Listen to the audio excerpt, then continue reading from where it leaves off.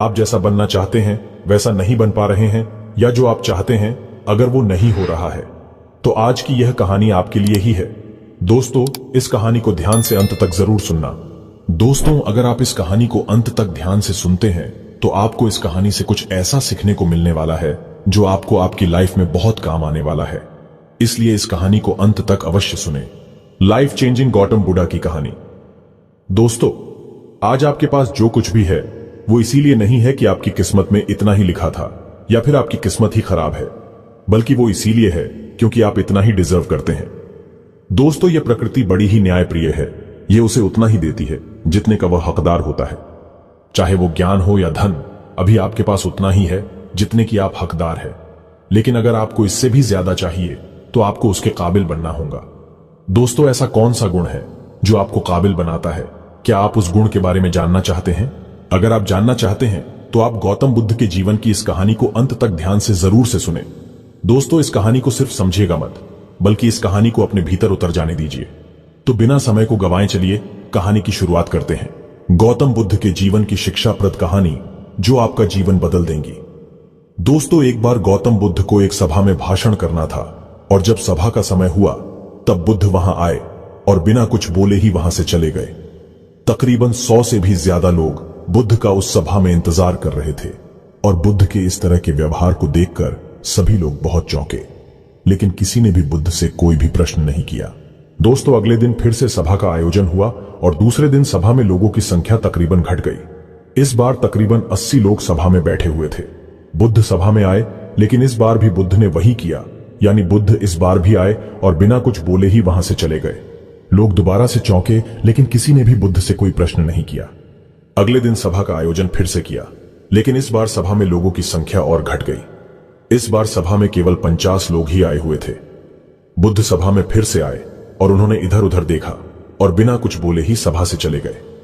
उसके बाद कुछ लोग क्रोधित भी हुए, क्योंकि लोगों ने अपना काम छोड़ छोड़कर आए हुए थे, लेकिन किसी ने भी बुद्ध से कोई प्रश्न नहीं किया। अगले दिन फिर से सभा का आयोजन हुआ।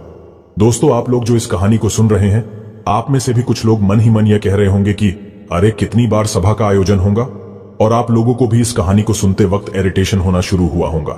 और जिन जिन लोगों को भी अभी इरिटेशन होनी शुरू हो गई है, उन लोगों को तो यह कहानी बड़े ध्यान से पढ़कर समझना चाहिए, क्योंकि यह कहानी आपके लिए ही है। अगले दिन फिर से सभा का आयोजन हुआ, लेकिन इस बार सभा की संख्या और ज्यादा घट गई थी, यानी इस बार सभा में सिर्फ 30 लोग ही थे। फिर उसके बाद बुद्ध सभा में आए, मुस्कुराए और फिर से बुद्ध ने वही किया, यानी बिना कुछ बोले ही वहां से चले गए।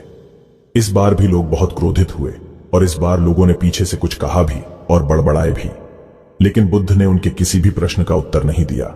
दोस्तों, अगले दिन फिर से सभा का आयोजन हुआ, और इस बार लोगों की संख्या बहुत ज्यादा घट गई थी, यानी इस बार सभा में कुल मिलाकर 15 लोग ही आए हुए थे। इस बार भी बुद्ध सभा में आए, लेकिन इस बार बुद्ध अपना आसन ग्रहण कर लेते हैं। फिर बुद्ध बोले, और बुद्ध ने उन 15 लोगों को उपदेश दिया, और वे 15 लोग ही बुद्ध के भिक्षु बन गए, और आगे चलकर उन 15 लोगों ने ही बुद्ध के ज्ञान को अलग अलग दिशाओं में फैला दिया। फिर एक दिन बुद्ध से किसी ने पूछा कि बुद्ध, आप कई दिनों तक बिना बोले ही सभा से क्यों चले जाते थे? फिर बुद्ध कहते हैं कि मैं उन लोगों को खोज रहा था जो लायक थे, यानी कि पहले दिन 100 से भी ज्यादा लोग आए हुए थे, उसमें से ज्यादातर लोग सिर्फ आए हुए थे। उन्हें मेरे उपदेश से कोई भी मतलब नहीं था, वे बस आ गए थे। और उसमें से ज्यादातर लोग सिर्फ देखने और सुनने आए हुए थे कि सभा में क्या होता है। वे मेरे काम के लोग नहीं थे, क्योंकि वे लोग मेरे ज्ञान को औरों तक नहीं पहुंचा सकते थे। मुझे तो उन लोगों की खोज थी जो मेरे ज्ञान को जन जन तक पहुंचा सके। कई दिनों तक सभा से बिना बोले ही मैं इसीलिए चला गया, क्योंकि मैं यह देखना चाहता था कि वे कौन लोग हैं जिनके भीतर वास्तव में प्यास है। जिन लोगों के भीतर में वास्तव में प्यास थी, वे लोग अंत तक जरूर रुके, और जो लोग बस ऐसे ही आ गए थे, वे लोग पहले या दूसरे दिन ही चले गए। जिनके भीतर धैर्य था, उन्हें मुक्ति का मार्ग भी मिला, और जो लोग जल्दबाजी में थे, वे लोग अब घर में बैठे हुए हैं। सवाल यह नहीं है कि मैं तुम्हें क्या दे सकता हूं, बल्कि सवाल यह है कि तुम क्या ले सकते हो। तुम्हारा पात्र कितना बड़ा है और कितने के तुम हकदार हो।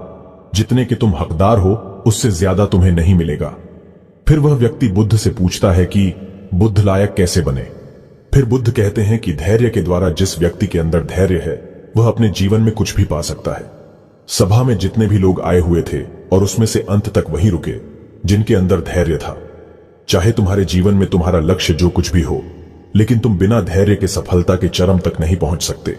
फिर वह व्यक्ति बुद्ध से पूछता है कि कोई व्यक्ति अपने भीतर के धैर्य को कैसे बढ़ाए।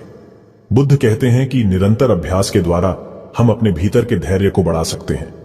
जैसे कोई व्यक्ति जब ध्यान करना शुरू कर देता है तो उसका मन उसके सामने कई सारे अड़चने लाता है, लेकिन उसका धैर्य उसे एक दिन उसके लक्ष्य तक जरूर पहुंचा देता है।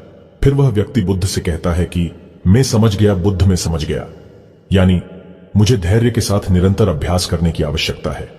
दोस्तों, अब आपको समझ आ गया कि आपके पास वो क्यों नहीं है जो आप पाना चाहते हैं, क्योंकि आप उसके लायक नहीं है।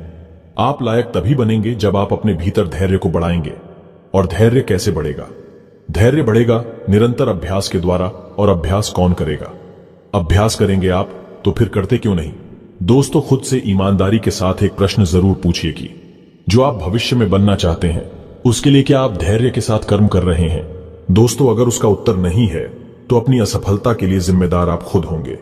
दोस्तों, आज की यह गौतम बुद्ध की शिक्षाप्रद कहानी आपको पसंद आई होंगी तो नीचे कमेंट बॉक्स में यस जरूर लिखें और उसके साथ ही इस कहानी को अपने दोस्तों के साथ शेयर करना ना भूलें।